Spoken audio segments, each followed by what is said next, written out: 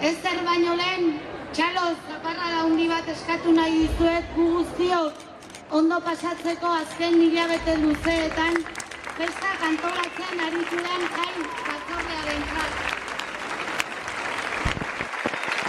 Aurten ere egitarau bikaina osatu dute. Adin eta gustu guztietara egokitutako egitaraua. Festek ez dutelako adinik. Eta bada nabarmentzeko aurten ere festa zaintzaileagoak eta festa inklusiboagoak izateko helburuz egin duten ahalegina. Festak denontzat gai dira. Herritik eta herriarentzat egindako festak. Haupa zuek! Eguneroko bizimodu alde batera utzi eta jai giroan murgiltzera goaz. Aprobetxat dezagun elkarrekin ondo pasatzeko, umoreari eta laitasunari tokia egiteko. Disfruta ditzagun festa hauek euskaraz.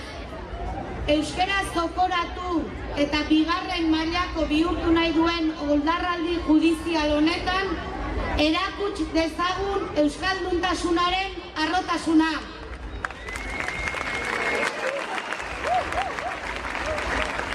Eta batez ere disfrutatu ditzagun festak errespetuz eta bildur gabe. Jai parekideak nahi ditugulako, gozo gozatuz eta eraso sexistari gabe. Ez esaten dugunean ezetz da, eta ezetz esaten digutenean ere ezetz da.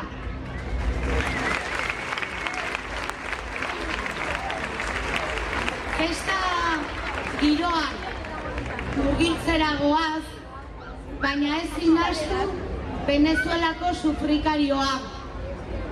Ezin ahaztu ere ez Palestina sufritzen ari dena. Usurbilek orain arte erakutsi du elkartasuna. Erakutsi du elkartasun eredugarria. Eta festa hasiera hau ere baliatu nahi dugu Palestinarekiko gure elkartasuna adierazteko ahanzturara kondenatu ez dezagun. Genozidioa gelditu eta Palestina askatu.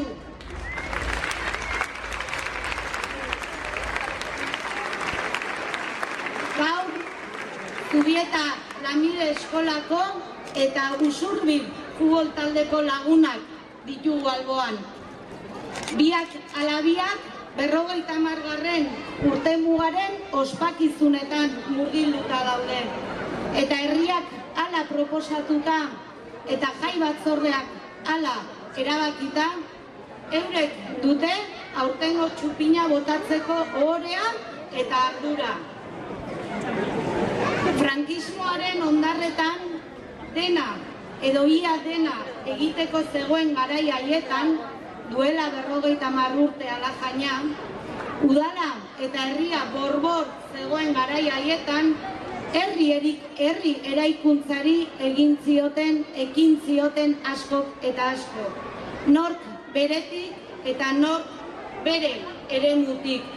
Horregatik, gure omena adierazi nahi diegu, gure omenaldia egin nahi diegu, Zubietako Lanbide Eskolaren proiektua abiatzeko ausardia eta konpromisoa hartu zuten ekintzaile haiei.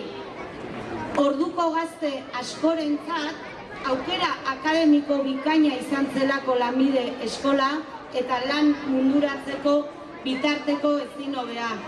Seguru nago urte hauek batzuk onak izan direla, beste batzuk ez hain onak, baina urte hauetan guztietan proiektu honen kudeaketan aritu direnei eta gaur ere ari zaretenoi lortu dezue eskola aitzindaria eta erreferentea izatea hainbat eta hainbat eremutan.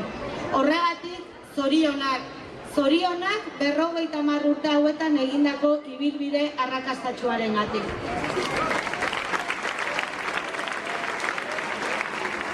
Eta nola ez, eskerrak ere urte hauetan guztietan futbol klubarekin konpromisoa hartu duten eta egun ere konpromisoa duten guztiei. Zuen eta haien lanik gabe gure herrian ez genukelako kirol eskointzarik izango. Zuen lanak ez du izaten futbolak izan ohi duen gorazarre sonaturik, ez oihartzun mediatikorik, sarri askotan seguru ere esker txarrekoa ere izaten da. Eta horregatik balioan jarri nahi dugu futbol klubean edo eta bestelako klub batzuetan ere egiten duten lana, hartzen duten konpromisoa, beraien gertutasuna, lantzen dituzten balioak, horiek ere herri honen marka direlako.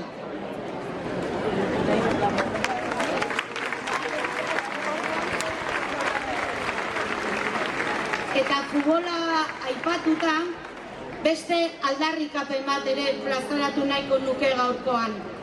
Euskal selekzioen ofizialtasunaren aldeko aldarria. Ez garelako ez espainolak eta ez frantsesak. Herri bat gara eta Euskal Herriak eskubidea izan behar du nazio gisa lehiatzeko izan nazioarteko txapelketetan edo izan munduko txapelketetan.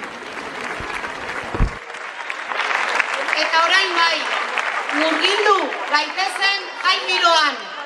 Mugitu hankak, astindu herriak, zabaldu bihotzak, berotu eztarriak eta batez ere, arindu buruak. Lehertu dadila festa,